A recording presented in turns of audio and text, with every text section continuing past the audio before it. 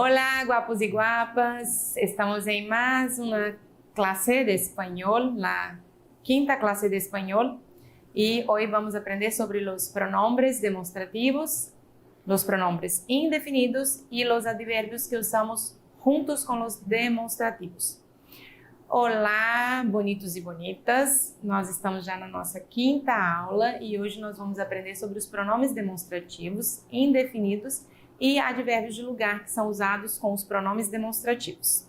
A aula passada foi de verbos, né? Meio pesadas. Em espanhol a gente fala assim, que é um pouco pesada, pero é necessária. É um pouco chata, mas é necessário. Hoje vai ser mais tranquilinho, nós vamos falar sobre pronomes, que é bem parecido com o português. E para começar, nós temos aí uma tirinha. Quem tuvo la culpa? O chefe pergunta, e aí o empregado fala ele, o outro fala essa, depois uma outra, este, outro, ella, uma outra, esse, por último, aquele, o último fala aquele. E aí aparece o gaturro que fala: nada melhor que a oficina para aprender pronombres gramaticais. Nada melhor que o escritório para aprender pronomes gramaticais.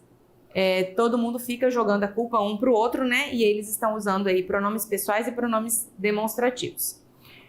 Os pronomes demonstrativos em espanhol são iguais ao português. O mesmo uso nós temos. É para mostrar uma relação de proximidade entre o objeto a que se refere e os diversos participantes do diálogo. Ele também tem uma função de mostrar não só a distância física, como também a distância no tempo, né? Então eu vou falar coisas que estão mais próximas de mim, tanto no físico quanto no tempo. E aí chama a atenção de vocês para uma palavrinha que nós já aprendemos, um falso amigo, que é oficina. Oficina é escritório em espanhol. Nós vimos nas aulas passadas, se eu não me engano, na primeira aula. Aí nós temos uma tabelinha com os pronomes demonstrativos. Na tabelinha nós temos aqui este, no feminino esta e o neutro esto. É aí que nós precisamos tomar cuidado, porque o neutro é esto. A gente não pode confundir o singular, o masculino singular com o neutro. Ok? Por quê? Porque no plural é estos, né? Então parece que é o mesmo caso do lo. Parece que é a mesma coisa, mas não é. Se é masculino singular, este. Se for neutro, esto. E no plural, estos para masculino, estas para feminino. Como é o neutro? A gente não sabe a que se refere, não existe feminino. É alguma coisa, né? Então, se é a coisa, a gente não sabe se é feminino ou masculino. No singular, esse e esse aí eu vou usar para as coisas. Este eu uso para as coisas que estão perto do falante, perto de mim. Então, este aparato não é meu, ok? Este aparelho não é meu. Se eu vou falar de alguma coisa que está perto da pessoa com quem eu estou falando, eu vou usar o esse. Bien? Então, esse e essa. E se fosse um neutro, eso. E para falar de coisas que estão longe dos dois, tanto do falante quanto de com quem eu estou falando, estão longe dos dois, eu vou usar o aquele para o singular e aquelho e aquelhos para o plural. No feminino eu uso aquelha e aquelhas. E no neutro eu uso aquelho. Bien? Cuidado para não trocar o neutro com o masculino singular. Bien? Esses pronomes, normalmente eles são usados junto com os advérbios de lugar. E aí tem aí para vocês já as variações, por quê? Em espanhol, normalmente se usa aqui e ali, né? Aqui para coisa que está perto e ali para coisa que está mais longe, bem longe dos dois. Aqui na América Latina, tem também a variação de acá e allá. Então, para as coisas que estão perto e para as coisas que estão longe, tem essa variação. Não existe variação para as coisas que estão mais ou menos perto, né? Perto de com quem eu falo e longe de mim. Essa variação que seria bem esquisita, né? Né? Não existe. Então, aqui para as coisas que estão perto, aí para as coisas que estão perto de com quem eu falo, mas longe de mim, e ali para as coisas que estão longe dos dois. Aqui sofre a variação de acá e ali sofre a variação de allá, mas o aí não sofre variação. Bien? Então, o exemplo que tem aí é: Ana está aqui, Paco está aí e Luiz está ali. Então, Ana está perto, Paco está mais ou menos perto, Luiz está mais longe, né? Bom, agora nós vamos ver um pouquinho sobre os pronomes indefinidos, que também tem o mesmo uso do português. Bien? Quando que nós vamos usar? Nós vamos usar esses pronomes quando a gente vai falar de coisas que não estão bem claras, não são bem específicas. Eu já até falei com vocês quando nós falamos dos artigos, né? Tinha um artigo definido e tinha um artigo indefinido. Quando que eu uso o indefinido? Quando eu não sei ao certo a que se refere. E o definido quando eu sei certo a que se refere. Mesma coisa com os outros pronomes indefinidos, tá? O um e una estão aqui no meio dos indefinidos, mas existem outros mais. E nós vamos ver. Na charge que tem aí, na tirinha que tem aí, tem e se es algo incómodo, pero es la única forma de que mi marido me mire um pouco durante el mundial. Então, tem uma senhorinha conversando com uma amiga, né? Ela está com uma tela na frente, né? Tela em espanhol se chama pantalla, uma tela de televisão na frente. E ela tá falando, até respondendo, né? Porque a mulherzinha que tá conversando com ela deve ter perguntado: isso não é um pouco incômodo? Aí ela responde: sim, é um pouco incômodo, sim. Mas é a única maneira de que meu marido deixe de olhar para a televisão, que tá passando o campeonato, né? O mundial, pode ser até uma Copa, e olhe um pouquinho para ela, né? E aí nós estamos usando os indefinidos que estão aí marcadinhos para vocês. Algo e pouco. Tem aqui uma tabelinha com os pronomes indefinidos para vocês. Nós vamos ver cada um deles. Nos pronomes indefinidos, nós temos alguns que sofrem variação, outros não. Bem? Então, vamos lá. Nos pronomes indefinidos, nós temos aí no singular masculino e no feminino e plural masculino e feminino. Tem uno e una, unos e unas. Eu queria chamar a atenção de vocês para esse uno aí, porque ele sofre apócope. O que é apócope? É a perda final da palavrinha. Ele vai sofrer essa perda final sempre que ele estiver diante de um substantivo masculino singular. Então, se ele estiver antes de um substantivo masculino singular, ele vai perder o o. Isso vai acontecer não só com uno, vai acontecer com alguno e com ninguno. Mesma coisa vai acontecer com eles. Eu vou dar exemplo também. A apócope não é somente a perda final da palavra.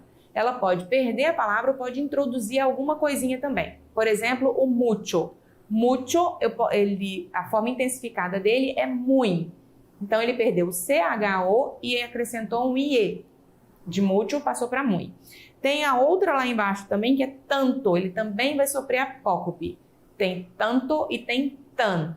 Sempre antes de um substantivo masculino singular. No feminino não acontece isso. Ok? Então vamos. Nós temos uno e una, unos e unas no plural. No singular, nós temos alguno e alguna, algunos e algunas no plural.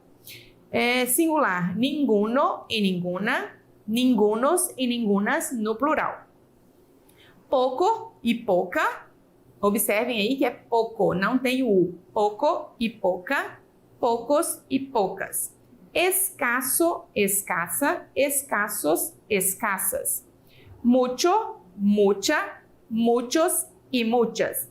O uso de muy e mucho é uma aulinha separada só para ele, tá? Então aqui a gente só vai falar que existe essa variação de mucho para muy, mas depois nós vamos ver como é que é usado. Tem uma regrinha para ser usada com o mucho e com o muy. Nós vamos ter uma aulinha só para isso. Demasiado, demasiada, demasiados e demasiadas. Demasiado seria nosso demais. Bien? Todo, toda, todos e todas. Aqui só tem a variação do plural, vários e várias. Outro e outra, outros e outras. Observem também que não tem o U. Mismo, misma, mismos e mismas. Tanto, e esse tanto sofre a apócope, né? Para tan, quando está diante de um substantivo masculino singular. Tanta, tantos e tantas. Tenho qualquiera e qualesquiera, eu posso usar as duas formas. tal e tales, alguien e algo. Lembra das palavrinhas que são heterotônicas? Alguien é uma palavrinha heterotônica. Em português a gente fala alguém, a sílaba forte está no final. Aqui é no início. Alguien. Alguien, algo, nadie, nada e bastante. Bastante sofre a alteração de plural, vai para bastantes. Bien? Eu quero chamar a atenção de vocês para essa daqui, que é muita gente fica confuso nessas palavrinhas aí. Esses pronomes, quando se referem a alguma coisa, é algo e nada. Quando se refere a pessoas, é alguien e nadie. Então, se eu entrar numa sala, se eu entro nessa sala aqui e falo bem assim, não há nada aqui. Então, não há nenhum objeto. Sim? Mas se eu entrar na sala e falar, não há nadie aqui, não existe nenhuma pessoa. Pode ter os objetos, as pessoas não. Beleza? Isso aí tem que ficar bem claro, porque já deu pernada em um monte de gente na hora de fazer as provinhas. Eu coloquei alguns exemplos aí para vocês. Alguien me está chamando. Então, alguém está me chamando. Nadie queria saber de nada. Então, ninguém queria saber de nada. Estão buscando algo em la casa. Estão procurando. Buscando é procurando. Estão procurando algo na casa.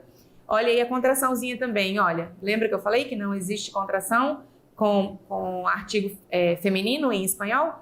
Em português seria na casa, né? Uma contração. Em espanhol, em la casa. Nós temos que usar a preposição e a contração.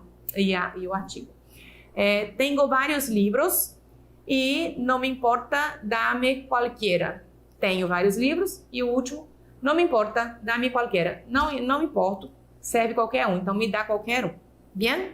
Pronto, pessoal, vamos para mais uma questãozinha do Enem. Essa questão foi de 2019.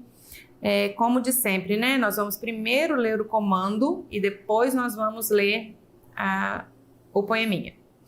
Eu falei para vocês que poderia cair uma receita, não é? Exatamente isso que nós vamos ver. Essa questão é uma receita que tá, lógico, a receita tá mesclada, é meio num poema, né? Mas que tem ali vários ingredientes ali de uma receita, a gente vai ver. A gastronomia é uma das formas de expressão cultural de um povo. Nesse poema, ao personificar as empanadas, o escritor chileno Antrix enaltece esse prato da culinária hispânica, descreve algumas etapas de preparação dessa receita, destaca a importância do vinho na alimentação hispânica, resgata o papel histórico desse alimento em tempos de fome, evidencia a relevância de alguns condimentos na cozinha hispânica. Bom, não sei se vocês sabem, mas existe uma briga danada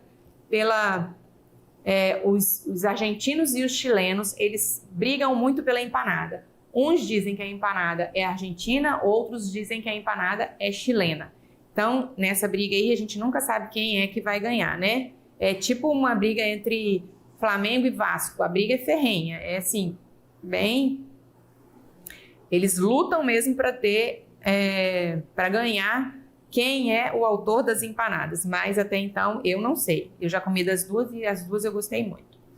Empanada. Oveja em baio claro, vaquilla echada. Eres del vino tinto, la camarada. Vienes llena de pino, cebolla y carne, con pasas, huevo duro y aliño de hambre. Con el primer mordisco por una oreja, se abre tu boca ardiente como sorpresa. Te la lleno de pebre, quedas picante, si te beso muy fuerte, no me reclames. Busco loco en tu vientre, delicia oscura, la traición exquisita de tu aceituna. Y repite el ataque por andanadas. Nadie queda con hambre si hay empanadas. Aqui é um jogo, assim, uma sedução com a receita junto com um relacionamento, né? Ele coloca aqui os animais, o baio claro, a vaquilla echada, eres del vino tinto, la camarada, então colocando a mulher como se fosse um vinho tinto. E aí, vienes llena de pino, cebolla e carne, com passas, huevo duro e aliño de hambre. O huevo duro é ovo cozido. Então, eles estão colocando aqui como se faz a empanada, né? Não sei se vocês já comeram empanada. A empanada é bem parecida com o nosso pastel, só que ele é assado. Então, é uma partezinha de trigo, às vezes é de trigo, às vezes é de milho. E coloca um recheio dentro. Ele está colocando aqui, vienes llena de pino. Relleno é exatamente o recheio. Então, ela vem cheia de cebola, carne, passas, ovo cozido. E aí fala aqui com o primeiro mordisco por uma oreja. Então, primeiro pedacinho que você come numa pontinha, né? A oreja é uma pontinha da empanada. Se abre tu boca ardiente como surpresa. Então, você já fica encantado, né? Com o sabor da empanada. Te la lleno de pebre, quedas picante. Si te beso muy fuerte, no me reclames. Então, ela também pode ter um condimentozinho que é muito normal na comida chilena, na comida mexicana, que são as pimentinhas, né? Então, pode ficar meio picante aí e tem aí um duplo sentido. Busco loco en tu vientre, delícia oscura, la traición exquisita de tu aceituna. Aqui, eu chamo a atenção para vocês, por quê? Tem aqui também um falso amigo. Exquisita é saborosa. E aí, deixa eu parar um pouquinho só para contar uma vez como é importante saber dos falsos amigos. Teve uma vez que eu ainda estava na faculdade e vieram os espanhóis dar aula pra gente. Aí a minha professora pediu para eu fazer uma turnê com eles e eles estavam loucos para provar a nossa famosa moqueca capixaba. Meu pai fazia moqueca capixaba muito bem. E então eu convidei os meus professores, né, os meus palestrantes, para irem lá em casa para comer a moqueca do meu pai. E eles estavam servindo, né? Chegou a hora de comer, eles estavam servindo e eles começaram a comer e começaram a falar assim: mira que essa comida está muito esquisita. E meu pai regalou um olho, né? Porque ele ficou assim: poxa vida, a gente chama esse pessoal para vir para cá e eles estão reclamando da comida. E eu fui rapidinho e falei assim: pai, calma, fica tranquilo, não fala nada não, porque esquisita é gostosa, é saborosa. Aí ele: tá, espanhol, né? Então, a gente tem que ficar de olho mesmo nos falsos amigos para não fazer besteira, né? Não tomar nenhuma atitude precipitada. E aí vamos. La traición exquisita de tu aceituna. Então, a traição saborosa da tua azeitona. E repite el ataque por andanadas. Nadie queda com hambre se há empanadas. E repete o ataque por andanadas. Então, ele vai continuando comendo várias vezes. Ninguém, olha a palavrinha aí que a gente viu lá nos pronomes indefinidos. Ninguém fica com fome, queda com hambre, fica com fome, se há empanadas. Então, se tem empanadas, porque você vai comer várias. Na resolução da questão aqui, essa questão ficou muito fácil, apesar de ser um poema, né, misturado ali, mesclado com uma receita de empanadas, mas ficou muito claro que é a resposta A, enaltece esse prato da culinária hispânica, né, porque descrever algumas etapas da preparação, ele não descreveu as etapas, ele foi falando quais os ingredientes que tinham, né? Destaca a importância do vinho na alimentação, não só no início lá que ele faz uma comparação da moça com o vinho. Resgata o papel histórico desse alimento em tempos de fome? Não, também não. Ele só fala que ninguém fica com fome se tem esse alimento, porque a pessoa é tão saboroso que vai comendo muito mais de um. Não fala nenhum de escassez de alimento ali. Evidencia a relevância de alguns condimentos na cozinha hispânica? Não, ele só citou os elementos, mas ele não evidenciou nenhum, né? Então, a resposta certa é enaltece esse prato da culinária hispânica. Ok, pessoal? Vamos lá, pessoal, para mais uma questãozinha do Enem de 2019. Essa foi retirada de uma novela, né, um romance, que virou um filme e eu indico vocês assistirem, porque é muito legal, é Como Água para Chocolate o nome. Vamos primeiro, como sempre, né, vamos primeiro ler o comando, porque está em português, porque aí nós já vamos saber do que se trata o texto. No fragmento do romance mexicano, publicado em 1989, prevalece a narração com base em elementos fantásticos, descrição com base no retrato objetivo da realidade, injunção com base no diálogo entre os personagens. Exposição com base na definição do papel da mulher na sociedade. A argumentação a partir da discussão acerca de dilemas existenciais. Agora nós vamos ler o texto. Dizem que Tita era tão sensível que desde que estava em el vientre de mi bisabuela lloraba y lloraba quando esta picaba cebolla. Su llanto era tan fuerte que Nacha, la cocinera de la casa, que era medio sorda, lo escuchaba sin esforzarse. Un día, los sollozos fueron tan fuertes que provocaron que el parto se adelantara. Y sin que mi bisabuela pudiera decir ni pío, Tita arribó a este mundo prematuramente. Sobre la mesa de la cocina, entre los olores de una sopa de fideos que estaba cocinando, los del tomillo, el laurel, el cilantro, el de la leche hervida, el de los ajos y, por supuesto, el de la cebolla. Como se imaginarán, la consabida nalgada no fue necesaria, pues Tita nació llorando de antemano, tal vez porque ella sabía que su oráculo determinaba que en esta vida le estaba negada el matrimonio. Contaba Nacha que Tita fue literalmente empujada a este mundo por un torrente impresionante de lágrimas que se desbordaram sobre a mesa e o piso da cozinha. Esse texto, ele é bem peculiar porque ele faz parte do realismo mágico. Já deu para vocês perceberem, se a gente fizer uma tradução assim bem rapidinha dele, fala que a bisavó, quem está contando é a bisneta, então a bisavó estava grávida, enquanto estava cortando cebola, a filha dela quis nascer e de repente nasceu entre cebolas, entre salsinha, entre coentro, entre tomilho, vários macarrões aqui. A avó estava na cozinha e a menina resolveu nascer. E está falando um pouquinho aí de como seria a vida dessa menina.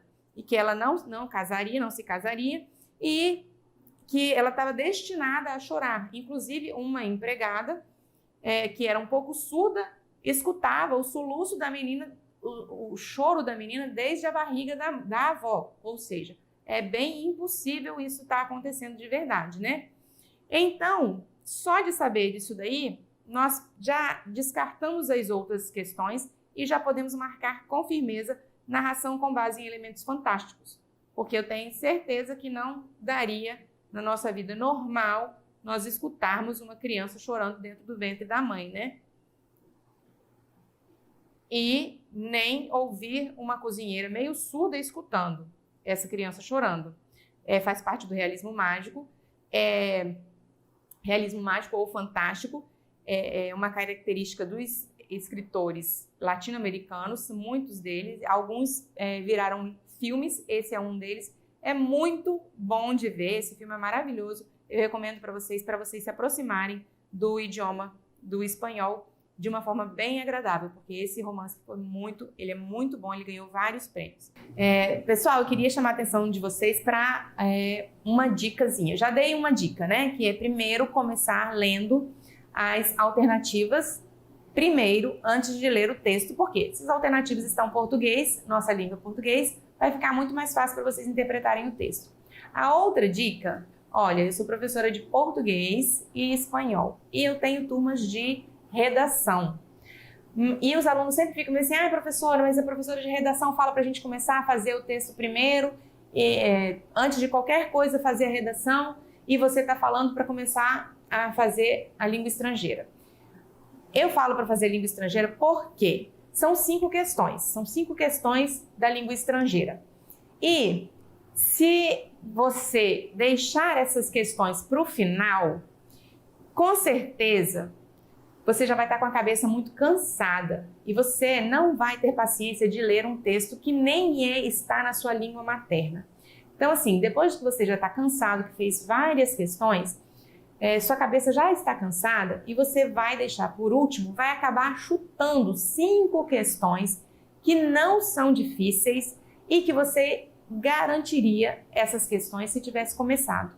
Então é por isso que eu sempre falo, comece por língua estrangeira, né? Quem vai fazer inglês pelo inglês e quem vai fazer espanhol pelo espanhol. Comecem fazendo exatamente o que eu falei, leiam primeiro os comandos para depois vocês lerem o texto.